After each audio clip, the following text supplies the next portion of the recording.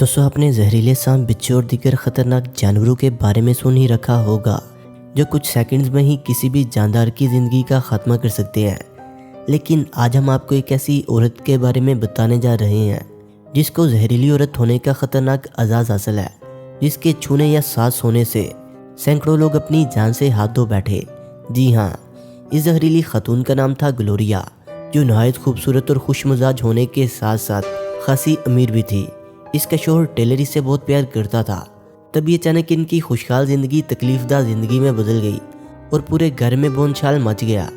دل کی دھڑکن اچانک بڑھنے کی وجہ سے گلوریا کو 19 فروری 1994 کو ریور سائڈ ہسپتال میں منتقل کر دیا گیا۔ اس کی دل کی دھڑکن تیز سے تیز ہو رہی تھی، جس کی وجہ سے اس کے بلڈ پریشر یعنی بی پی میں بھی اونچ نیچ جاری تھی۔ یہ خاتون مسلسل کانپ رہی تھی، جبکہ اس کے ہاتھ پاؤں بھی نیلے ہونا شروع ہو گئے تھے اور سانس میں رکاوٹ ہونے کی وجہ سے وہ بولنے سے بھی قاصر تھی۔ گلوریا کو بے ہوش کرنے کے لیے ڈاکٹر کی ہدایت کے مطابق 3 انجیکشن لگائے گئے۔ ان انجیکشن کا بھی اس پر کوئی اثر نہیں ہوا اور اب گلوریا کا ہارٹ یعنی دل فیل ہونے والا تھا۔ ایسا محسوس ہو رہا تھا کہ جیسے جلد اس خاتون کی موت واقع ہو جائے گی۔ لہٰذا کسی بھی طرح گلوریا کی دل کی دھڑکن کو بند ہونے سے بچانے کے لیے ڈاکٹرز نے اسے بجلی کے جھٹکے بھی لگائے، لیکن ایسا کرنے سے گلوریا کی حالت مزید بگڑ گئی اور گلوریا کے جسم پر کوئی عجیب قسم کے زخم بننے لگے جسے ڈاکٹرز نے پہلی بار دیکھا تھا۔ ان زخموں کے نکلنے کے بعد گلوریا کے منہ سے خطرناک بدبو نکلنے لگی اور آہستہ آہستہ یہ بدبو پورے کمرے میں پھیل گئی۔ جب اس ساری صورتحال سے سینئر ڈاکٹرز کو آگاہ کیا گیا تو ڈاکٹر جیمز نے فوراً گلوریا کا بلڈ سیمپل لینے کو کہا۔ جب اس کا بلڈ سیمپل لیا گیا تو اس سیمپل سے بھی امونیا گیس کی تیز بدبو آ رہی تھی۔ اس گیس کی بدبو اتنی تیز تھی کہ ہسپتال میں موجود کچھ لوگوں کا دم گھٹنے لگا اور کچھ نے تو الٹیاں بھی کرنی شروع کر دی۔ اچانک سے جو نرس سیمپل لے رہی تھی، اسے گلوریا کے بلڈ میں ایک ٹھوس چیز تیرتی ہوئی نظر آئی۔ نرس نے فوراً ڈاکٹر سے پوچھا کہ کیا اس زہریلی بدبو کی وجہ بلڈ سیمپل میں تیرتی ہوئی یہ ٹھوس چیز ہے، لیکن ڈاکٹر کے جواب دینے سے پہلے ہی وہ نرس زہریلی بدبو کی وجہ سے بے ہوش ہو گئی اور کچھ ہی دیر کے بعد ڈاکٹرز کو بھی چکر آنے لگے۔ اس کے بعد ہسپتال کے ایمرجنسی سٹاف نے اس صورتحال کو سنبھالنے کی کوشش کی، لیکن ایک ایک کر کے سارے بے ہوش ہو گئے۔ یہ سارا منظر بہت عجیب تھا، کسی کو کچھ سمجھ نہیں آ رہا تھا۔ اس لیے ڈاکٹرز نے ہسپتال کے سارے سٹاف کو ہسپتال سے باہر پارکنگ ایریا میں جانے کو کہا۔ اب اس خطرناک صورتحال کے بعد گلوریا کے گردے فیل ہونا شروع ہو گئے تھے، جو کہ زہریلی گیس کی وجہ سے نہیں بلکہ پہلے سے موجود کینسر کی وجہ سے ہوئے تھے۔ البتہ زہریلی گیس کے اس خاتون پر کوئی اثر نہیں ہو رہا تھا۔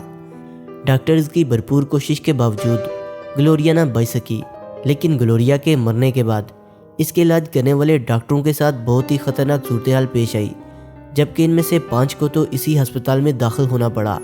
ان کو سانس لینے میں بہت تکلیف ہو رہی تھی اور ان میں سے ایک ڈاکٹر کو تو آئی سی یو میں داخل کرنا پڑا۔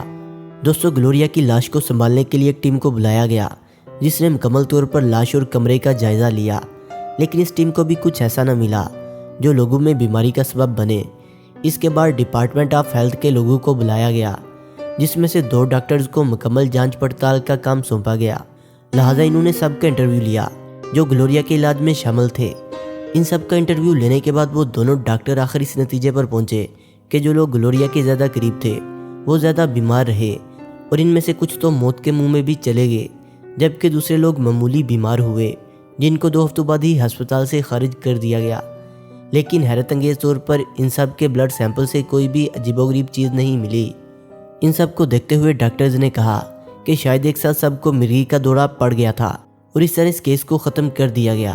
لیکن جب نرسز کو اس بات کا علم ہوا کہ اس بیماری کو مرگی کا دورہ کہہ کر رفع دفع کر دیا گیا ہے تو انہوں نے غمی کا اظہار کیا، کیونکہ یہ واقعہ بھولنا ان کے لیے بہت مشکل تھا اور گلوریا کے جسم سے آنے والی بدبو بھی ابھی تک ان کو ستا رہی تھی۔ میڈیکل سٹاف کے زور کی وجہ سے اس کیس کو دوبارہ سے کھولا گیا اور اب اس کیس کا چرچہ پورے ملک میں ہونے لگا۔ اس طرح میڈیا کی ساری توجہ بھی اس واقعہ کی طرف راغب ہو گئی۔ اس سارے معاملے کے بعد ہسپتال میں فرانسک ایکسپرٹ کو بلانے کا فیصلہ کیا گیا، جنہوں نے تحقیق کے بعد بتایا کہ گلوریا کافی لمبے عرصے سے ایک میڈیسن لے رہی تھی جس کا نام DNS2 تھا اور یہ دوا زخم بھرنے کے لیے استعمال کی جاتی تھی۔ اس دوا کے استعمال کرنے والوں کا کہنا ہے کہ اس میڈیسن میں عجیب و غریب قسم کی بدبو موجود ہوتی ہے اور ہو سکتا ہے کہ گلوریا کے جسم سے آنے والی بدبو بھی اس میڈیسن کے زیادہ لینے کی وجہ سے ہو سکتی ہے۔ انہوں نے یہ بھی بتایا کہ جب گلوریا کو آکسیجن لگائی گئی تو اس دوا نے آکسیجن کے ساتھ کیمیکل ری ایکشن کیا، جس کے نتیجے میں DNS2 نامی کمپاؤنڈز وجود میں آیا۔ اس سب کو دیکھتے ہوئے ڈاکٹرز نے کہا کہ گلوریا کے خون میں جمی ہوئی ٹھوس چیزیں وہی DNS2 کی کمپاؤنڈ ہی تھی۔ انہوں نے مزید کہا کہ الیکٹرک شاک کی وجہ سے یہ دوا ایک زہریلی گیس میں بدل گئی۔ ان کے مطابق یہی گیس ہی اس دن پورے ہسپتال میں پھیلی تھی، جس کی وجہ سے لوگوں کو انتہائی خطرناک صورتحال کا سامنا کرنا پڑا۔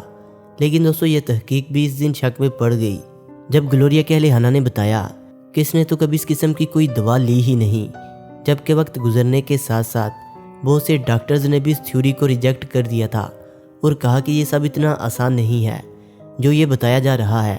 لیکن فرینڈز، یہ حادثہ صرف اور صرف نہ حل شدہ معمہ بن کر رہ گیا اور ایسا لگتا ہے کہ جیسے یہ کبھی بھی حل نہ ہو پائے گا۔ آپ کا اس کے بارے میں کیا کہنا ہے؟